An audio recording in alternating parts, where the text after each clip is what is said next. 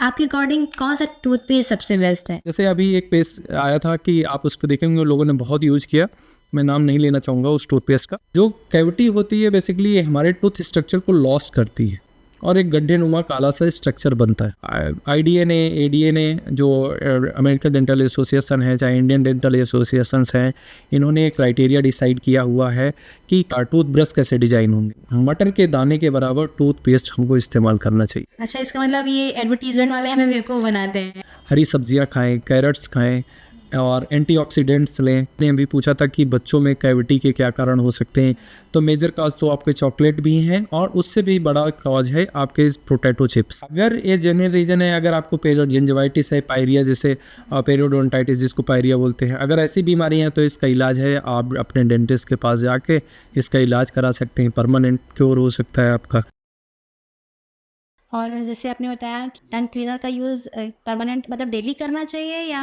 बिल्कुल बिल्कुल, आप टंग क्लीनर का यूज़ कर सकते हैं, इससे आपको टेस्ट भी अच्छा मिलेगा, क्योंकि टेस्ट बड्स के ऊपर जो है आपके फूड के पार्टिकल्स जब सबमिट होते हैं तो बैक्टीरिया को एक्युमुलेट करते हैं, उसको क्लीन करना ज़रूरी होता है।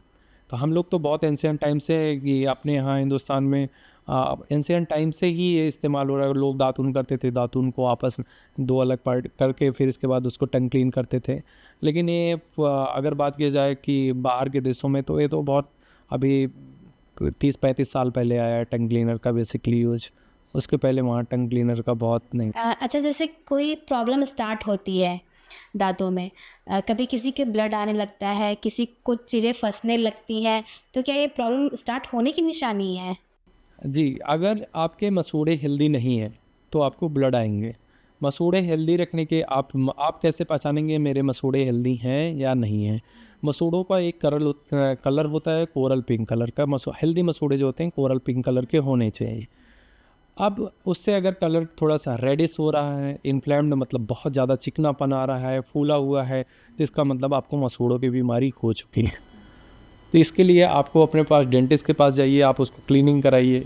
सबसे प्राइमरी ट्रीटमेंट होता है कि आपकी टूथ की क्लीनिंग, जो कि साल भर में 2 बार कम से कम, एटलीस्ट कम से कम 2 बार होनी चाहिए। ओके, मतलब 6 महीने में एक बार कराना 6 चाहिए। महीने में एक बार आपको चले जाना है। और एक मिथ भी है लोगों को इसमें कि हम कहीं ऐसा तो नहीं कि हम अपने दांतों को सफाई करा रहे हैं तो हमारे टूथ हिलने लगेंगे। तो एक मिथ है, ऐसा नहीं होता। बल्कि आपको स्केलिंग कराने से, टूथ की सफाई करा लेने से, क्लीनिंग करा लेने से आपके टूथ मजबूत हो जाते हैं। मसूड़े क्या होते हैं, वो आपस में बाउंड करते हैं, टूथ को बाउंड कर लेते हैं। क्योंकि अगर बात करें तो इसकी बात करें, अगर ये हमारा टूथ स्ट्रक्चर है और ये हमारे मसूड़े हैं, तो मसूड़े के बीच में अगर बैक्टीरिया कैलकुलस आ जाएगा, जिस कैलकुलस क्या होता है बेसिकली बैक्टीरिया जब एक्युमुलेट होते हैं तो उसको कैलकुलस बोलते हैं। जब ये आ जाता है इनके बीच में एक स्पेस बना देता है, जिससे आपके दांत अब हिलने लगते हैं। जब इसके बीच में स्पेस आता है तो आपके दांत हिलने लगते हैं। जब हम इसकी सफाई करते हैं, बेसिकली ये है, अगर इसकी हम सफाई कर देंगे यहाँ पे, अगर इसकी हम सफाई कर देंगे, यहाँ के कैलकुलस को रिमूव करेंगे, तो जो हमारे जिंजाइवा हैं, जो हमारे मसूड़े हैं, इनका एक कैरेक्टर होता है बाउंड करना। तो ये हमारे टूथ से क्या करेंगे, बाउंड कर लेंगे। जब टूथ से बाउंड करेंगे तो अब हमारा टूथ मसूड़े से जुड़ के मजबूत हो जाएगा। और इसके स्पेस को हम पॉकेट बोलते हैं एक तरीके से। तो ये पॉकेट जब बनता है, जब हम जैसे ब्रशिंग करना शुरू करते हैं, यहाँ से क्या करता है, ब्लीड करता है। और ये भी एक बैड ब्रेथ का कारण भी बन सकता है, आपको बैड ब्रेथ भी होता है इससे।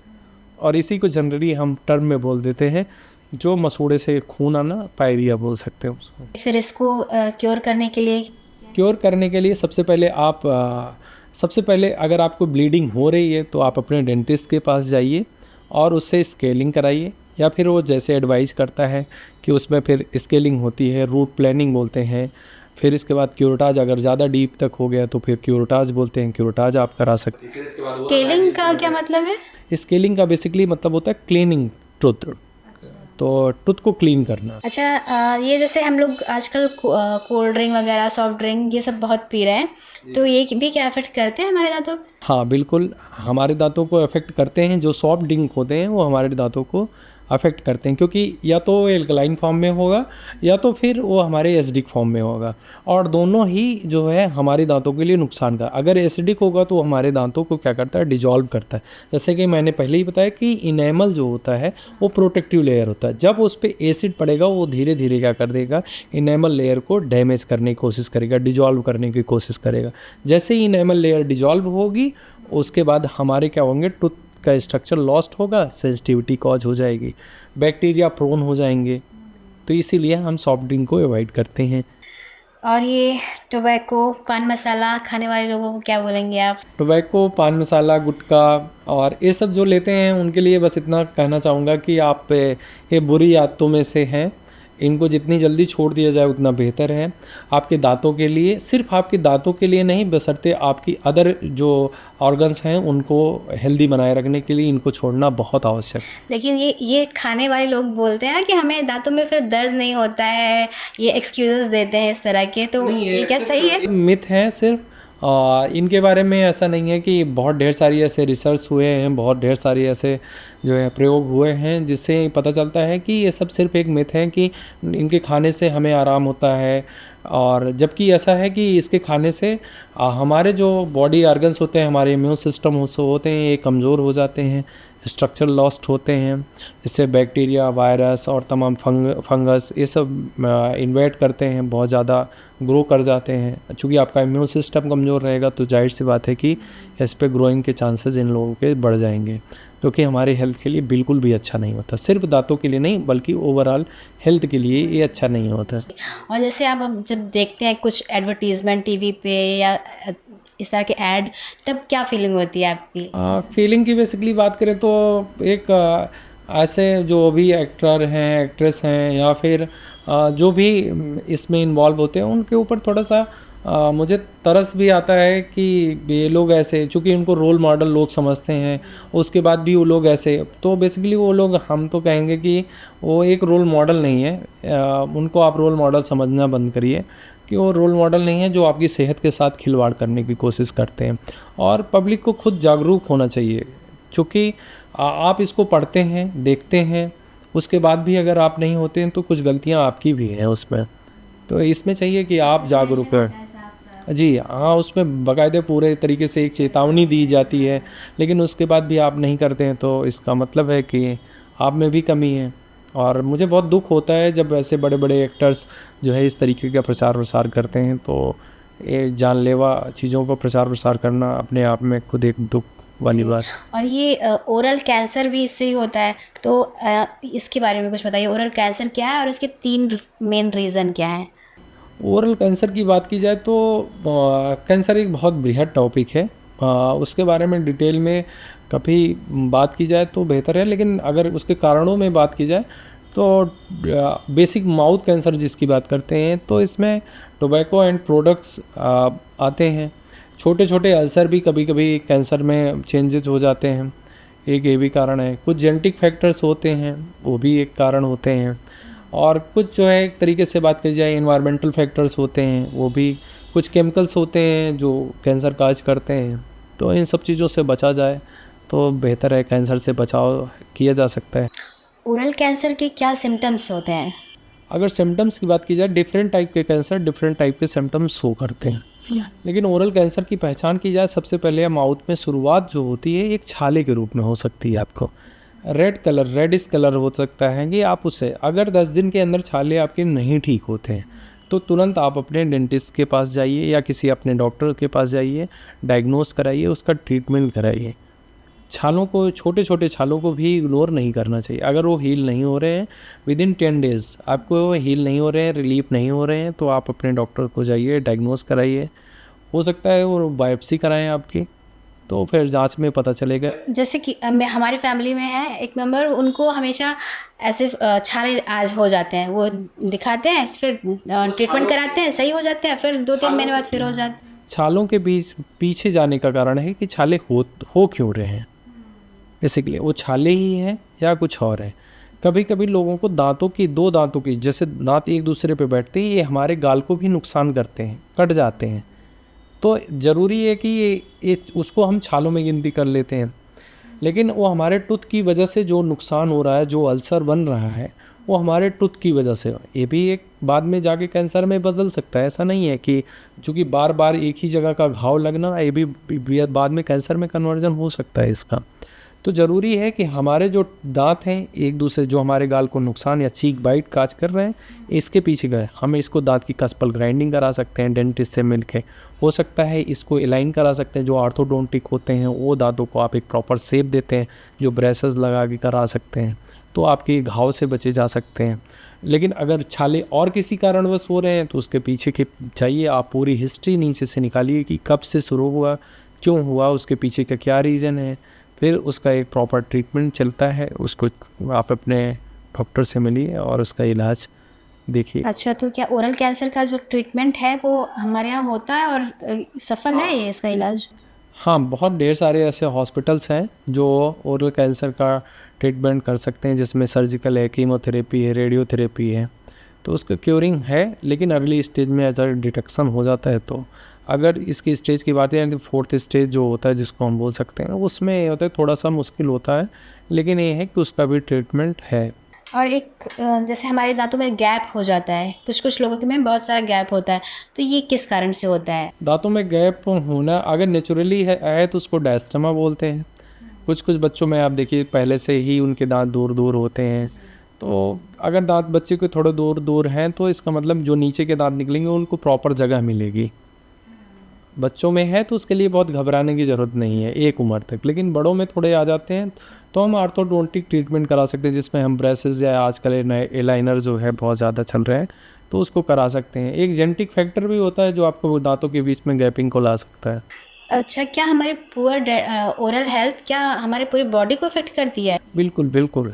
अगर हमारी ओरल हाइजीन मेंटेन नहीं है, हमने अपनी ओरल हेल्थ को अच्छे से मेंटेन नहीं करके रखा है, तो हमारी ओवरऑल हेल्थ पूरी अफेक्टेड हो सकती है। वो हमारे चाहे हार्ट पे, हमारे रेस्पिरेटरी सिस्टम पे, लीवर पे, किडनी पे, सब पे इफ़ेक्ट डालता है। जो भी अभी हार्ट के पेशेंट हैं उनमें एक प्रोटोकॉल आ गया है कि आप ये हार्ट का पेशेंट है और वॉल्व रिप्लेसमेंट होना है उनका, तो डेंटल क्लियरेंस होना बहुत ज़रूरी होता है। इसीलिए कोई हार्ट की सर्जरी होती है, आपने सुना होगा, तो उनको डेंटल क्लियरेंस के लिए बोला जाता है कि आप डेंटल क्लियरेंस करा के आए। चूँकि जो बैक्टीरिया हमारे दांतों की कैविटी में कॉज करते हैं या दांतों की कैविटी में रहते हैं, वही बैक्टीरिया हमारी हृदय की जो धमनियाँ हैं जिसमें रक्त का प्रवाह होता है, जिनसे हार्ट को ब्लड सप्लाई मिलती है और हार्ट पंप करके ब्लड देता है, उसमें जाके एक्यूमुलेट होके जम के हमारी हार्ट की नसों को ब्लॉक कर सकते हैं। तो इसलिए बहुत ज़रूरी है कि आप अपनी ओरल हाइजीन को मेंटेन करिए और आपकी ओवरऑल हेल्थ भी मेंटेन रहेगी। लेकिन लोग इस चीज़ पे ज़्यादा ध्यान नहीं देते हैं। की अवेयरनेस नहीं है, और ख़ास करके अपने इंडिया में इसकी अवेयरनेस डेंटल या डेंटल ट्रीटमेंट को लेके अवेयरनेस नहीं है। उसके लिए बहुत कुछ होना बाकी है, कुछ डेंटिस्ट की तरफ से, कुछ गवर्नमेंट की तरफ से, कुछ आम पब्लिक को। तो इसके लिए थोड़ा सा जागरूक होने की आवश्यकता है। और फिर इसके बाद चूँकि अभी डेंटिस्ट का देखा जाए तो इतना ज़्यादा जिस तरह होना चाहिए लोग उस पर डेंटल ट्रीटमेंट उतना करा नहीं रहे हैं उस लेवल पे। हर दूसरा तीसरा व्यक्ति जो है डेंटल जो है मरीज़ बना हुआ पड़ा है, लेकिन वो इलाज कराने नहीं जाता है। इसको बहुत ही लाइटली लेते हैं। लेकिन लाइटली नहीं की आवश्यकता है, इसको होनी नहीं चाहिए ऐसी कि इसको लाइटली लिया जाए। ज़रूरत है कि डेंटल ट्रीटमेंट कराया जाए। जिस तरह हम सैलून में जाते हैं, जिस तरह हम नॉर्मल हेल्थ चेकअप के लिए जाते हैं, उसी तरह हमको चाहिए कि हम एटलीस्ट 4 to 6 मंथ में एक बार डेंटिस्ट को जनरली चाहिए कि हमको अपना डेंटल चेकअप करा लेना चाहिए। जब डेंचर लगाते हैं, जब नकली दांत का लगाने का टाइम होता है, किसी का दांत टूट गया, तो वो किस एज तक में लगवा लेना चाहिए? बत्तीसी से अगर बात करते हैं कि डेंचर की बत्तीसी की बात करते हैं, तो पहले के टाइम में बत्तीसी बहुत ज़्यादा चलती थी। अभी तो बहुत ढेर सारे ऐसे ट्रीटमेंट्स आ गए हैं जिसमें आपको बत्तीसी की ज़्यादा ज़रूरत नहीं पड़ती है, क्योंकि उसके पहले ही आपके एक दांत 2 दांत ऐसे मिसिंग होते हैं, तो उसकी जगह आप ब्रिज लगवा सकते हैं, क्राउन लगा सकते हैं, इम्प्लांट करा सकते हैं। तो ढेर सारे ऐसे ऑप्शंस हैं आप जिसको बत्तीसी से पहले बच सकते हैं। लेकिन अगर आपने पूरी दांत आपके निकल ही गए तो आपके पास अल्टीमेट ये होता है कि आप बत्तीसी की तरफ जाएं। और या फिर थोड़ा सा कॉस्टली पड़ता है, लेकिन implant one of the better option है कि आप इम्प्लांट कराइए, और इम्प्लांट करा के आप जो है पूरी द नेचुरल टूथ जैसा आप पा सकते हैं। ओके, तो इम्प्लांट क्या है, कैसे, क्या है इसमें? इम्प्लांट स्क्रू वाले, जनरली टर्म बोलता जाता है स्क्रू वाले दांत जो होते हैं, वो इसको ये सिंगल भी लग जाएगा और पूरा 32? इसको आप सिंगल भी लगवा सकते हैं। आजकल तो बहुत ज़्यादा ट्रेंड में है और सही भी है, अच्छा भी है, क्योंकि इसमें मजबूती अच्छी खासी रहती है और फिर इसमें बार बार डेंटिस्ट के पास जाने की आवश्यकता भी नहीं पड़ती है। आप इम्प्लांट लगवाइए, बेटर ऑप्शन है कि इम्प्लांट करा सकते हैं। इसमें आपकी हड्डियों के अंदर ड्रिल किया जाता है और एक स्क्रू डाला जाता है, स्क्रू डाल के ऊपर क्राउन डाला जाता है। जो स्क्रू, जो टाइटेनियम या जो टाइटेनियम का जो प्लेट डाली जाती है, वो बेसिकली क्या होती है, आपको टूथ से हड्डी जो होती है उसको बाउंड कर लेती है। वो एक तरीके से वो स्क्रू जो है हड्डी का पार्ट, जैसे किसी आपकी कोई हड्डी टूटती है तो आप इम्प्लांट डलाते हैं, ठीक, प्लेट डलाते हैं, उसी तरह वो होता है कि आपके दांतों के बीच में स्क्रू जाता है तो अब एक हड्डी का हिस्सा बन जाता है वो, फिर इसके ऊपर हम एक क्राउन दे देते हैं। तो ये नेचुरल टूथ की तरह काम करता है इम्प्लांट। और जैसे बच्चों के दांत जब कट में कुछ प्रॉब्लम होती है, तो हमें कब से उनका ट्रीटमेंट स्टार्ट कर देना चाहिए? जैसे पहले तो बच्चों को दूध के दांत होते हैं, उसमें बोलते हैं ना कि ये तो टूट जाएंगे, इस पे ध्यान मत दीजिए, तो क्या उस पे? बच्चों के दांत, सबसे पहली बार जब बच्चों को दांत आते हैं तो उसको टीदिंग बोलते हैं। तो जब बच्चों के पहली बार टीथ आना शुरू करते हैं, टीदिंग स्टार्ट होती है, तभी से उनके पास उनका केयर करना स्टार्ट कर देना चाहिए। एक मिथ है कि इसमें हम क्या करते हैं, हनी लगा देते हैं, शहद करते हैं, तो वो सब बैक्टीरिया कॉज कर सकते हैं। वो हमारे लिए ये पहले के टाइम होता था, आप उनको शहद खिलाते हैं, करते हैं, तो वो ठीक नहीं है। उसका आप जेंटली मसाज कर सकते हैं, कोल्ड कर सकते हैं। आजकल आते टीदिंग के लिए आते हैं तमाम, उसको कर सकते हैं, जिससे बच्चों के टीथ क्या करते हैं, कभी कभी उनको बहुत ज़्यादा इरिटेशन होती है, जब टीदिंग होती है तो बहुत ज़्यादा इरिटेशन होती है, तो वहाँ से उनका केयर करना स्टार्ट कर देना चाहिए। और अगर बात करते हैं कि हम डेंटिस्ट के पास कब ले जाएं, तो अगर प्रॉब्लम नहीं है बच्चों में, जैसे लगता है कि इनके प्रॉब्लम नहीं है, तो आप उनका घर पे केयर कर सकते हैं।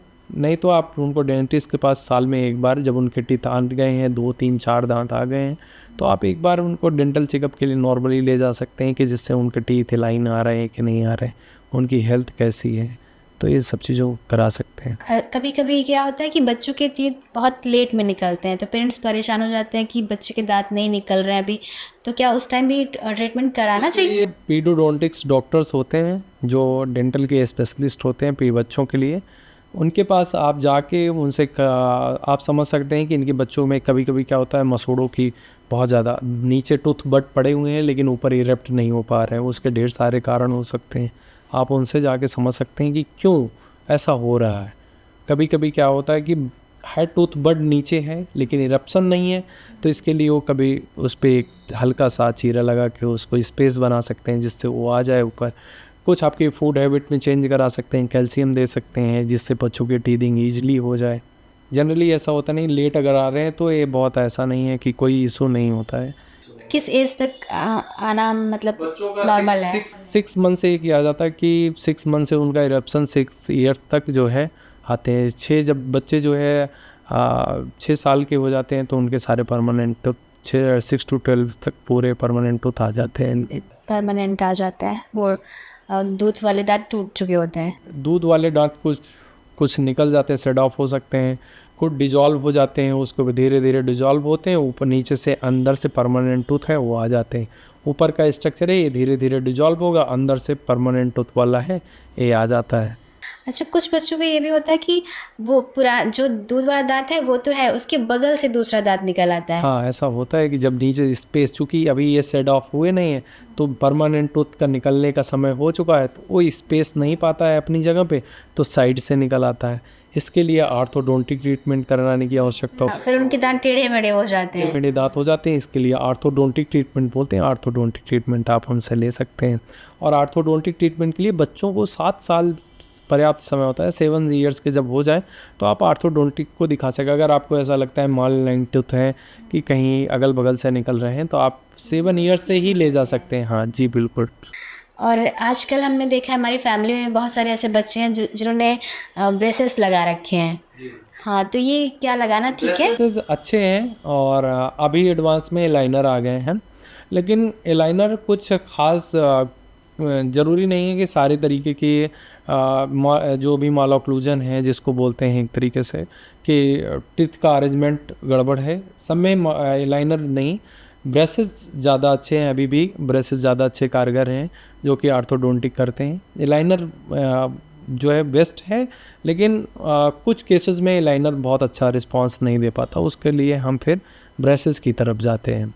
और एलाइनर थोड़ा सा कॉस्टली पड़ता है और ब्रशेस थोड़े से उस एलाइनर के कंपैरिजन में लो कॉस्ट में आ जाते हैं। ओके, तो ये ब्रेसेस किस एज में लगवाना चाहिए? ब्रेसेस के लिए अगर बात करते हैं, बच्चों में ब्रेसेस लगते हैं तो जैसा कि मैंने बताया कि आप 7 ईयर्स से आप जा सकते हैं ऑर्थोडोंटिक्स के पास या पीडोडोंटिक्स के पास आप जा सकते हैं। और जो एक ग्रोइंग एज होती है 12 ईयर्स के बाद वाली, तो उसमें जाके 12 ईयर के बाद जो है आप ऑर्थोडोंटिक ट्रीटमेंट कराने के लिए पूरी तरीके से हो जाते हैं, क्योंकि आपके सारे दांत आ चुके होते हैं तब तक। तो ये कितने टाइम तक लगा रहता है? कुछ को केसेस पे डिपेंड करता है आपके कैसे दांत हैं, उसकी कंडीशन क्या है उस पर, लेकिन जनरली 8 मंथ्स टू 1.5 ईयर्स तक आप उसको कर सकते हैं, 1.5 साल तक, 6 महीने से लेकर 1.5 साल तक आप उसमें ट्रीटमेंट करा सकते हैं। अब पेनफुल प्रोसीजर होता है या फिर? तो नहीं, पेनफुल प्रोसीजर नहीं होता। माइल्ड पेन इनिशियल में फील हो सकता है, लेकिन पेनफुल प्रोसीजर नहीं होता है, क्यों बहुत पेनफुल नहीं होता है। माइल्ड पेन इनिशियल में हो सकता है कि थोड़ा सा आपको माइल्ड पेन जैसा महसूस हो सकता है, लेकिन पेन नहीं होता है इसमें। लेकिन कुछ बच्चे बोलते हैं ना कि उन्हें खाने में भी दिक्कत हो रही है, और अगर आपके दांतों के बीच में कोई भी फॉरेन पार्टिकल्स आते हैं तो आप कोई भी रेसे भी फंस जाते हैं तो थोड़ा आपको अनबन सा लगता है।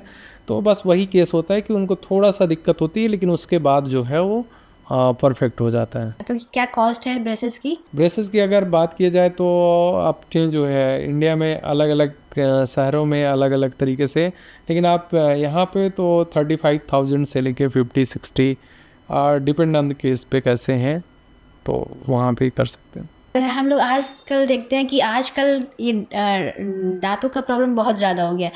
हमारे पूर्वजों के टाइम, बताओ दादा नाना के टाइम, उनके पहले के टाइम, वो लोग ब्रश भी नहीं करते थे, तब भी उनको कोई प्रॉब्लम नहीं होता था। ऐसा क्यों हो रहा है? ऐसा नहीं है कि तब नहीं थे, पहले भी होते थे, लेकिन पहले के बुज़ुर्गों की बात की जाए तो पहले के बुज़ुर्ग, बहुत ढेर सारे बुज़ुर्ग ऐसे होंगे जिनको आप देखती होंगी कि बहुत जल्दी से उनके दांत गायब हो जाते थे, वो बूढ़े दिखने लगते थे, तो हम इनको मान लेते थे कि ये बुज़ुर्ग हो चुके हैं।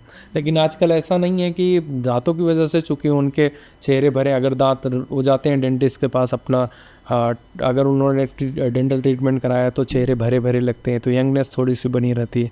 इसीलिए डेंटिस्ट्री में एस्थेटिक डेंटिस्ट्री अब एक आने वाले टाइम में बहुत ज़्यादा। और आजकल जैसे डेंटिस्ट और स्माइल करेक्शन, स्माइल मेकओवर, ये सब चीज़ें आ रही हैं, तो इनके बारे में कुछ बताइए। हाँ, इनकी आगे आने वाले टाइम में बहुत ब्रिलियंट फील्ड है, क्योंकि लोग जागरूक थोड़ा थोड़ा हो रहे हैं कि लुक के लिए, कि मेरी लुक कैसी है, मेरा अपीयरेंस कैसा है, मेरी स्माइल कैसी है, स्माइल डिज़ाइन कैसी है। चूँकि लोग ये सोशल मीडिया प्लेटफॉर्म से आने की वजह से, ज़्यादा एक्सप्लोर होने की वजह से लोग अपने लुक को लेकर थोड़ा सा चिंतित रहते हैं, और इसके लिए ज़रूरी है कि वो अपनी स्माइल को मेंटेन करना चाहते हैं। अपने टूथ स्ट्रक्चर के साथ साथ अपनी स्माइल पे लोग ध्यान दे रहे हैं। इसीलिए कॉस्मेटिक डेंटिस्ट्री या एस्थेटिक डेंटिस्ट्री जो है आने वाले फील्ड में एक बृहद फील्ड अपने आप में आ सकती है। और जैसे हम लोग देखते हैं ना, ये एक्ट्रेस और हीरो हीरोइन को, कि परफेक्ट दांत होते हैं, उनको कुछ भी प्रॉब्लम नहीं होता है, कुछ भी ऊपर नीचे उनका दांत नहीं होता है। हाँ, चूँकि उनके लिए ऐसा है कि वो जो भी इस तरीके का आप देखते होंगे एक्ट्रेस हैं, या फिर जो भी सोशल मीडिया प्लेटफॉर्म से ऐसे आ रहे हैं जो अपने आप को रिप्रेजेंट कर रहे हैं, वो स्माइल मेकओवर कराते हैं, अपने डेंटिस्ट के पास जाते हैं, तो उनके डेंटिस्ट बेसिकली उनकी स्माइल को डिज़ाइन करते हैं कि आपकी स्माइल कैसी होनी चाहिए। चूँकि अगर आप आर्थोडोंटिक ट्रीटमेंट की बात करते हैं तो वो स्माइल डिज़ाइन करते हैं। एंडोडोंटिस्ट जो होते हैं बेसिकली वीनियर लगाते हैं, ठीक है, तो वो सब क्या करते हैं, आपकी जो अपीयरेंस है एंटीरियर टूथ का बेसिकली, तो उसको वो डिज़ाइन करते हैं कि आपका लुक कैसा आता है, और दांतों की लिप के साथ साथ आपकी स्माइल कैसी आ रही है। चूँकि लिप के साथ भी उसको दांतों का करेक्शन होगा तो हमारे लिप भी इसी तरीके से अपने आप को एडजस्ट करेंगे। तो एक तरीके से डिज़ाइन है, किए जाते हैं, और लोग अच्छा खासा इसमें पैसा भी खर्च कर रहे हैं। तो आपने भी जैसे बोला विनर्स के लिए, तो ये क्या चीज़ है? वेनियर्स बेसिकली क्या होता है कि हमारे टूथ के ऊपर एक कवरिंग की जाती है, एक लेयर की कवरिंग की जाती है। जो हमारे दांतों को एक सुरक्षा प्रदान करती है, उसके साथ साथ लुकिंग भी उनकी अच्छी आती है। ये आजकल फ्लॉस भी बहुत यूज़ हो रहा है। फ्लॉस, जी, फ्लॉस बेसिकली एक धागा नुमा होता है। फ्लॉस के यूज करने के अपने तरीके होते हैं कि कितनी लेंथ में उसको फ्लॉस लेना है। चूँकि यहाँ है नहीं तो अभी मैं दिखा नहीं सकता उसको। फ्लॉस लेते हैं अपने मिडिल फिंगर्स पे दोनों, आप इसको रैप करिए, ठीक है, पूरी तरह से। फिर इसके बाद एक ही साइड दोनों दांतों के बीच में उसको ले जाके हम फ्लॉस कर सकते हैं। जैसे अगर बात की जाए तो इन दोनों दांतों के बीच में ईजिली थोड़ा हल्का इतना गैप होता है कि हमारे फ्लॉस जा सकते हैं, धागे जा सकते हैं। तो अब क्या करते हैं, हम फ्लॉस से इनके इंटरडेंटल एरियाज़ को हम क्लीन करते हैं, जिससे हमारे दांतों के बीच में कैविटी ना होने पाए। जो फूड पार्टिकल्स हैं, जो प्लॉक्स हैं, प्लॉक्स बेसिकली क्या होते हैं, प्लॉक्स होते हैं बैक्टीरिया का एक्यूमुलेशन। चूँकि हम कोई चीज़ खाना खाते हैं तो एक लेयर बन जाती है उस पर, और जैसे लेयर बनती है बैक्टीरिया कार्य करते हैं, उस पर अटैक करते हैं। जब तक ये सॉफ्ट है तब तक प्लॉक बोलते हैं, जब ये हार्ड हो जाती है तो इसको हम कैलकुलस बोलते हैं। तो कैलकुलस जो इसी तरीके से जब हम फ्लॉस करते हैं फ्लॉसिंग के लिए, तो हमारे फूड पार्टिकल्स और बैक्टीरियाज क्या होते हैं, रिमूव होते हैं। और कभी कभी ये होता है ना कि ब्लीडिंग आ जाती है। ब्लीडिंग का आना बेसिकली ये आपको इंगित करता है कि आपके मसूड़े स्वस्थ नहीं हैं। अच्छा। उसके लिए फिर से वही आप ओरल हाइजीन कैसे मेंटेन करते हैं, ये चीज़ें ज़रूरी होती हैं। कुछ फिर आप अपने फील्ड के बारे में बताइए कि डेंटिस्ट बनने के लिए क्या करना होता है और क्या कॉस्ट होती है। जी, डेंटिस्ट बनने के लिए बेसिकली हम जब 12th क्लास में सबसे पहले बायो का होना ज़रूरी है, बायोलॉजी होती है हमारी। फिर इसके बाद नीट का एग्ज़ाम देते हैं, नीट यूजी देते हैं, जो कि एनटीए अभी आजकल करा रहा है। फिर इसके बाद डेंटल कॉलेजेस हैं, गवर्नमेंट प्राइवेट डेंटल कॉलेजेस हैं। आप अपनी रैंकिंग के आधार पे डेंटल कॉलेज चूज कर सकते हैं। प्राइवेट डेंटल कॉलेज जो टॉप को हैं, उनके टॉप मोस्ट डेंटल कॉलेजों की बात की जाए, उनकी फ़ीस अच्छी खासी है, जिसमें आप 20 से 25 लाख रुपए 5 साल में खर्च कर सकते हैं। गवर्नमेंट कॉलेजों की फ़ीस वैसे ज़्यादा होती नहीं है, लेकिन ये है कि आप कंप्लीट जो है 5 लैक्स में कंप्लीट कर सकते हैं आप। ये अगर बात की जाए 4 साल का BDS कोर्स होता है, 1 साल की इंटर्नशिप होती है, ये कंप्लीट करना होता है। इंटर्नशिप मैंडेटरी होती है। और 4 साल के बाद क्या आप लोग मतलब अर्न करना स्टार्ट कर देते हो? 4 साल के बाद अर्निंग वैसे भी जस्ट पास ग्रेजुएट थोड़ा सा मुश्किल होता है डेंटिस्ट्री में कि अर्निंग करना, लेकिन ये है कि अगर आप हैं तो थोड़ी बहुत अर्निंग कर सकते हैं। फिर इसके बाद आफ्टर इंटर्नशिप आप ठीक से और प्राइवेट क्लिनिक सेटअप बनाएं और अपनी स्किल है तो अच्छा खासा एक इनकम आप कर सकते हैं। लेकिन अभी भी इंडिया में थोड़ा स्कोप रहना बाकी, क्योंकि जागरूकता उतनी नहीं है जितना डेंटल पेशेंट आए डेंटिस्ट्री में, तो वो थोड़ी सी जागरूकता की अभी कमी है, जिसके लिए ज़रूरी है सारे डेंटिस्ट, कुछ गवर्नमेंट, कुछ डेंटिस्ट, ये लोग और कुछ प्राइवेट ऑर्गेनाइजेशंस लोगों को जागरूक करें डेंटल ट्रीटमेंट के लिए। तो थोड़ा सा ये कमी है, थोड़ा इस पे काम करना बाकी है लोगों को। आने वाले टाइम में हो सकता है कि कुछ और अच्छा स्कोप।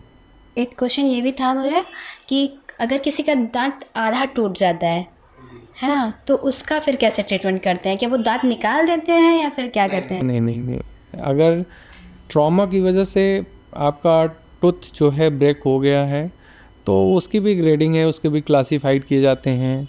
तो क्लास 1 टू क्लास 6 7 तक ऐसे क्लासीफाई किए गए हैं।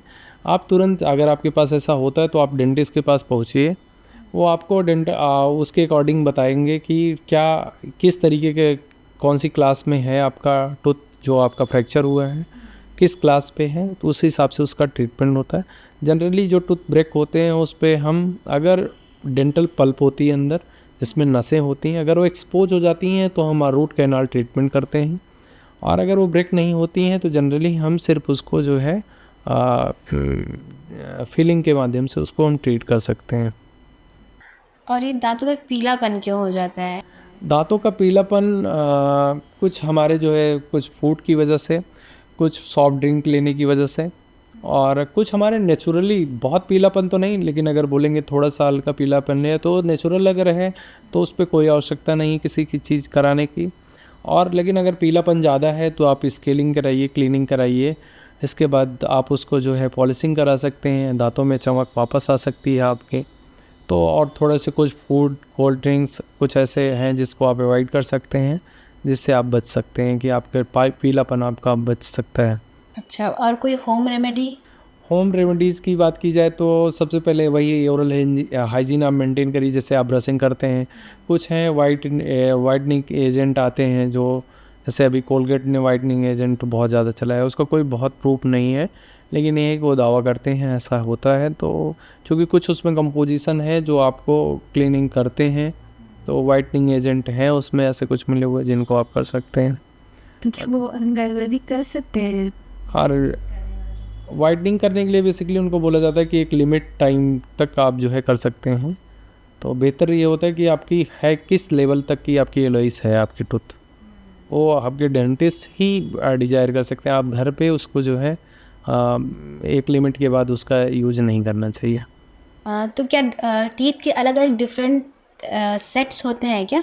हाँ, अगर बात की जाए तो सबके अलग अलग, चूँकि इतने वैरायटी होती है ह्यूमन बींग्स में, तो उनकी बात करते हैं तो नेचुरली अगर देखा जाए तो जो टूथ के कलर होते हैं वो सबके कुछ कॉमन कलर्स होते हैं। डिफरेंट टाइप के सेट्स होते हैं अलग अलग, किसी का थोड़ा सा वाइट और मिल्की वाइट है, किसी का वाइट है, एलोई वाइट है, तो ये सब कलर पाए जाते हैं। तो अगर नेचुरली टूथ है तो आपको क्लीनिंग की बेसिकली ज़रूरत नहीं है कि आप वाइटनिंग एजेंट का इस्तेमाल करें या वीनियर लगा के उसको वाइट चमकाएं, ये ज़रूरी नहीं है। अगर नेचुरली जो है आप नेचुरल कलर से थोड़ा डिफरेंट आपका कलर आ रहा है तो फिर ज़रूरत है। अगर नेचुरल है तो फिर आप उसको उसमें छेड़खानी करने के, क्योंकि वो नेचुरल हैं, तो उससे आप छेड़खानी करके आर्टिफिशियल चीज़ों लगा के या जो है केमिकल से लगा के उसको आप वाइट करने से कोई बेनिफिट नहीं है।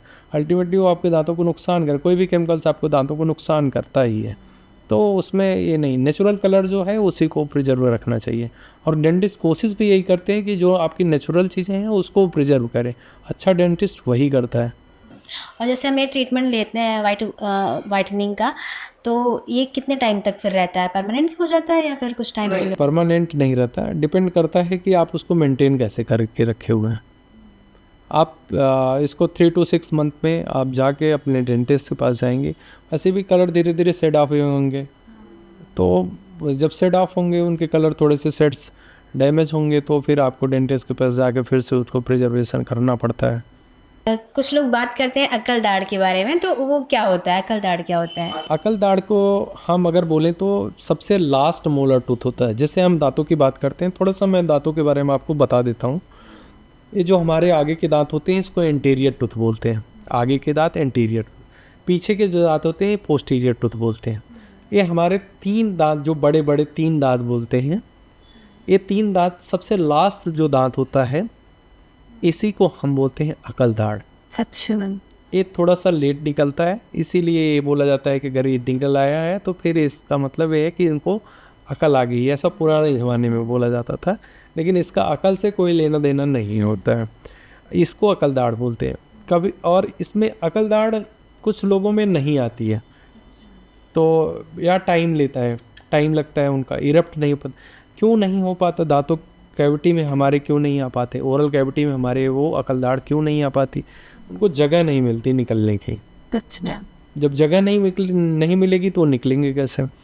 तो फिर जब निकलने की कोशिश करते हैं तो थोड़ी स्वेलिंग होती है, पेनफुल कंडीशन होती है। ऐसे टाइम में क्या करते हैं कि हमारे जो डेंटिस्ट होते हैं वो क्या करते हैं, उस दांत को, चूँकि स्पेस है नहीं और आपको पेन काज कर रहा है, तो पेन को रिमूव करने के लिए उस दांत को निकालना पड़ता है। अच्छा मैम। और इस टूथ को अगर वो दांत है और निकल नहीं पा रहा है, निकलने की कोशिश कर रहा है, तो उसको इम्पैक्टेड टूथ बोलते हैं। अकल दाढ़ इम्पैक्टेड मतलब वो अंदर ही है, उसको जगह नहीं मिल रही, और वो आपके दूसरे बगल वाले दांत को हिट करता है, तो पेन होता है। और जब पेन होगा तो उसको निकालने का एक ही माध्यम है, या तो हम उसको निकाल दें, और अगर थोड़ा बहुत निकल आया, ऊपर थोड़े मसूड़े हैं, तो हम क्या कर सकते हैं, ऊपर कुलोक्टोमी बोलते हैं उसको। इसके ऊपर ये मसूड़े हैं, ऐसे दांत है हमारा, इसके ऊपर मसूड़े हैं। अभी मसूड़ों को क्या करते हैं, हम धीरे धीरे रिमूव कर देते हैं, कट करके निकाल देते हैं सर्जरी के माध्यम से। किस किस एज तक आ जाते हैं? अकल दाढ़ की जो आने की एज है बेसिकली 24 एज तक आ जानी चाहिए। अगर उसके बाद नहीं आती है, किसी किसी में लेट भी आता है, 28 तक भी आते हैं, लेकिन 22-24 तक अकल दाढ़ हमारी कम्प्लीटली इरप्ट हो जाती है। बहुत बहुत थैंक यू कि आप हमारे यहाँ आए और इतना कीमती वक्त हमारे लिए निकाला। इसके लिए बहुत बहुत धन्यवाद।